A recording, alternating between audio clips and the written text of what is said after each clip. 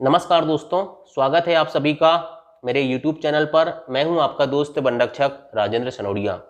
देखिए दोस्तों, जैसे जैसे आपके MP फॉरेस्ट गार्ड के एग्जाम नज़दीक आ रहे हैं ना, तो आपके दिलों की धड़कन तेज हो रही होगी, आपको घबराहट हो रही होगी, आपको चिंता हो रही होगी, आपको ऐसा लग रहा होगा कि हमने बहुत सारा पढ़ा है लेकिन बहुत सारी चीज़ें भूल रहे हैं।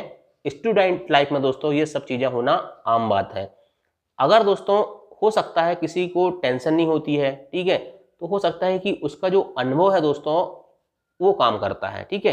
लेकिन अगर कोई फ्रेशर स्टूडेंट है तो उसको टेंशन और घबराहट होती है।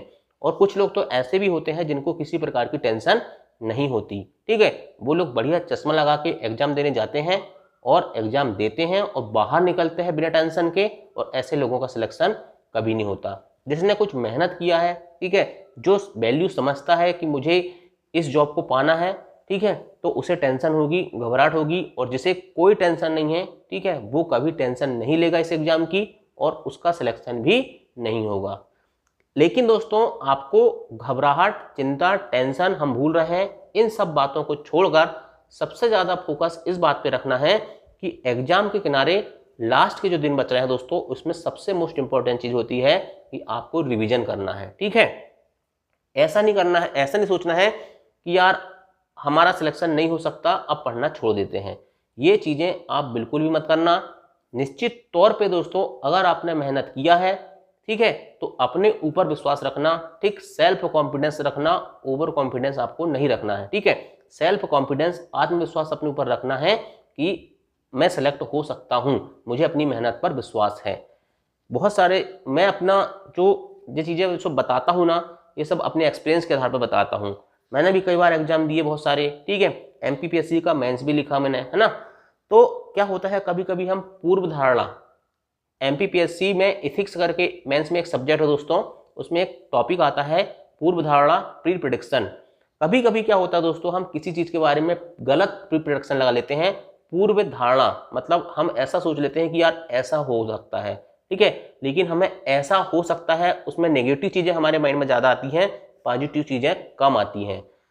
अभी भी दोस्तों आपके मन में ये बातें आती होंगी कि MP फॉरेस्ट गार्ड का जो एग्जाम है वो बहुत टफ लेवल का आ सकता है, ठीक है, या उसमें मिक्स क्वेश्चन आ सकते हैं, बहुत सारे तमाम सवाल आते होंगे। लेकिन इन तमाम सवालों को दोस्तों आपको माइंड में लाने से कुछ नहीं होगा। कुछ स्टूडेंट के मन में भी ये भी आता होगा कि इंडिया जी कह सकता है। तो अब देखो दोस्तों, जो होना था हो चुका है ना। 15 दिन में आप 15 दिन में आप इंडिया जी के तो नहीं पढ़ सकते। तो इन सब बातों को छोड़ते हुए आपने जो अभी तक पढ़ा है बाकायदा उसका रिवीजन करो। हो सकता है कि आपका सिलेबस कवर नहीं हुआ होगा, और अगर आपसे कोई टॉपिक छूटे होंगे तो टॉपिक जरूर कवर कर लेना, टॉपिक मत छोड़ना, ठीक है। इसके अलावा दोस्तों मैं आपको एक चीज़ बताना चाहता हूँ, मेरी लाइफ से जुड़े हुए 2 चीज़ें बताना चाहता हूँ मैं आपको। अगर आपके पास टाइम होगा और आपको ऐसा लग रहा होगा कि काम की बातें हो रही है तो आगे वीडियो देखो, नहीं तो वीडियो यहीं से रोको और चुपचाप अपनी पढ़ाई करो, ठीक है। और ये जो बातें बताऊंगा दोस्तों, ये बिल्कुल 100% ऑथेंटिक बात बताता हूं मैं आपको, जो मैंने अपने स्टूडेंट जीवन में सीखा है। अभी भी मैं स्टूडेंट हूँ, आगे भी दोस्तों जब तक मेरे जीवन में सीखने की कला, सीखने की ललक रहेगी, ठीक है, तो मैं सीखते रहूँगा और सीखने का प्रयास करूँगा, ठीक है। क्योंकि दोस्तों विद्यार्थी का मतलब होता है विद्या धन अर्थी, ठीक है, विद्या ग्रहण करने वाला। तो एक दूसरे वे में हम उससे सोचें कि जो अपनी अर्थी तक, मतलब मरते तक दोस्तों जो विद्या ग्रहण करता है वही ओरिजिनल विद्यार्थी होता है, वही ओरिजिनल स्टूडेंट होता है, ठीक है। और ऐसा नहीं है दोस्तों कि सिर्फ आप मेरे वीडियो देखते होंगे, मेरे फैमिली मेम्बर भी देखते हैं, दोस्त भी देखते हैं, बहुत सारे डिपार्टमेंटल लोग भी मेरे से जुड़े हुए हैं, ठीक है, जिन्होंने मेरे चैनल को सब्सक्राइब किए हैं, तो वो भी देखते हैं, ठीक है। क्योंकि ऐसा नहीं है कि मेरे डिपार्टमेंट में यदि कोई फॉरेस्ट में है तो उनके बच्चे नहीं पढ़ते, उनके बच्चे पढ़ते हैं, ठीक है। तो देखो, मैं आपको अपनी लाइफ के 2 चीज़ें बताना चाहता हूँ जो आपको थोड़ा हो सकता है कि वो मोटिवेट करें, है ना, अगर आपको लगता होगा कि ऐसा भी हो सकता है क्या। पहली चीज़ बताना चाहता हूँ, मेरा MPPSC मेंस का जो अनुभव बताना चाहता हूँ, ठीक है। मैंने MPPSC का प्री दिया, प्री निकाल लिया, ठीक है, लेकिन मुझे मेंस के बारे में कुछ नहीं पता था, ठीक है। प्री निकाल लिया मैंने, है ना। तो प्री निकालने के बाद जब मेंस निकले, प्री के 2 महीने बाद मेंस हुआ था मेरा, तो मैंने सिंपल दोस्तों क्या किया, कुछ नहीं किया। कि क्या होता है एक्चुअल में, प्री का रिजल्ट का इंतजार कर रहा था मैं कि प्री का रिजल्ट आएगा। मुझे मतलब ऐसा नहीं लग रहा था कि मेरा प्री निकल जाएगा, लेकिन मेरा प्री निकला, ठीक है। और उसके दोस्तों 15 दिन बाद मेंस चालू हो गए, है ना। 15 दिन बाद या 1 महीने के लगभग की बात थी वो, है ना। तो अब 15 दिन में मैं मेंस की तैयारी कर लूँगा कि नहीं करूँगा, लेकिन फिर भी मैं मेंस देने गया था सिर्फ ये सोच के कि मुझे कुछ अनुभव मिलेगा, ठीक है।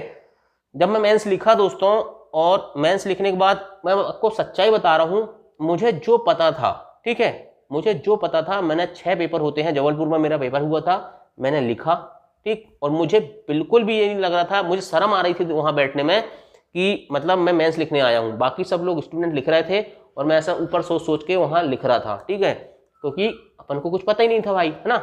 तो लेकिन जब फिर हुआ क्या, जब फाइनल कह रहा हूँ, जब रिजल्ट आया एमपीपीएससी मेंस का, तो मैंने अपनी मार्कशीट देखा, तो मार्कशीट में दोस्तों आज भी मैं आपको बता रहा हूँ, मेरे 526 नंबर आए थे उस समय, ठीक है। 6 पेपर होते हैं, तो मेरे 526 नंबर आए थे, और मेरा टोटल शायद 1100 या 900 का पेपर होता था उस समय, है ना। मुझे करेक्ट याद नहीं है 900 नंबर, अभी क्या है थोड़ा सिस्टम बदल गया है ना, अभी थोड़ा सिस्टम बदल गया है, थोड़ा सा पहले चेंज था। तो मेरे उस समय 526 नंबर आए थे मेंस में। जब कब आए थे, जब मुझे कुछ भी नहीं पता था, है ना, और मैं मेंस देने गया और लिखा। लेकिन जब मैंने देखा कि 700 या 750 वाले स्टूडेंट का सिलेक्शन हो गया, जो सबसे नीचे की पोस्ट होती है उसमें उसका सिलेक्शन हो गया, तो मैंने इस चीज़ से ये सीखा कि अगर दोस्तों मैं मेहनत करके जाता, ठीक है, मैंने ये सोचा था कि मैंने तो ये भी सोचा था कि मेरे 300 नंबर भी नहीं आएंगे, 300 क्या, मेरे को तो कुछ बनता ही नहीं था यार मेंस में लिखने में वहां पर, ठीक है। लेकिन पता नहीं कैसे कैसे मेरे तो ऐसे में अच्छे खासे नंबर आ गए, ठीक है। और ये अपना साइंस वाले पेपर में अच्छे नंबर आ गए थे वहाँ, ठीक है। अगर आप लोग लगेगा तो मैं मार्कशीट भी आपको दिखा दूंगा, है ना। तो ये उस दिन से मैंने ये सीखा कि प्री प्रेडिक्शन लगाना किसी भी चीज़ के बारे में गलत है।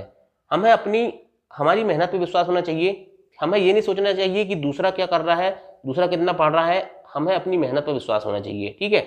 आगे भी दोस्तों मैं मेंस दूंगा, ठीक है, प्री एमपीपीएससी देते रहूंगा, ठीक है, और आगे भी क्वालिफाई होऊंगा तो फिर मेंस लिखूंगा, ठीक है। और अभी सीख रहा हूँ, सीखते रहूंगा, ठीक, टेंशन नहीं है। अभी ज़्यादा एज नहीं हुई मेरी मात्र 30 साल का हूँ मैं, 30 साल का हूँ, है ना।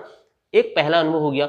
दूसरा अनुभव दोस्तों 7 मिनट 22 सेकंड का वीडियो बन चुका है, और 2-3 मिनट में बताना चाहूँगा, है ना। अगर सुन रहे होगे तो ठीक है, नहीं तो कोई दिक्कत नहीं है। जब मैं 12वीं पास हुआ, हिंदी मीडियम तक पढ़ा था मैंने, तो हिंदी मीडियम तक पढ़ने के बाद दोस्तों मेरे साथ ये हुआ था कि जब मैं इंजीनियरिंग कॉलेज करने गया, एनआरआई कॉलेज भोपाल से इंजीनियरिंग किया मैंने, वहाँ गया तो 15 दिन तक तो मुझे कुछ समझ में नहीं आया। तो मेरे को फिजिक्स के जो प्रोफेसर थे वहाँ, उनने बोल दिए कि तुम्हारी कभी लाइफ में इंजीनियरिंग कंप्लीट नहीं होगी। उनने बोले थे मेरे को, उनका नाम भी बताना चाहूँगा मैं, उनका नाम था विपिन श्रीवास्तव। फर्स्ट सेमेस्टर में उन्होंने मुझे फिजिक्स पढ़ाए थे, ठीक है। उन्होंने बोले कि तुम जीवन में कभी बोले इंजीनियरिंग कंप्लीट नहीं कर सकते, और तुमको 5 सब्जेक्ट में बोले बैक लगेगी फर्स्ट सेमेस्टर में। उन्होंने मुझे बोला, जो उनका पूर्व धारणा थी, उनकी पूर्व धारणा मेरे प्रति जो बनी थी उसके आधार पर उन्होंने मुझे बोला था, ठीक है। लेकिन फिर ऐसा नहीं है, मैंने अपने जीवन में कभी भी हार नहीं माना, ठीक है। अभी भी आप देख रहे हैं मैं 5 सब्जेक्ट पढ़ाता हूँ, 5 सब्जेक्ट में मास्टर नहीं हुआ, है ना। मैं जो पढ़ रहा हूँ वो पढ़ा रहा हूँ, ठीक है।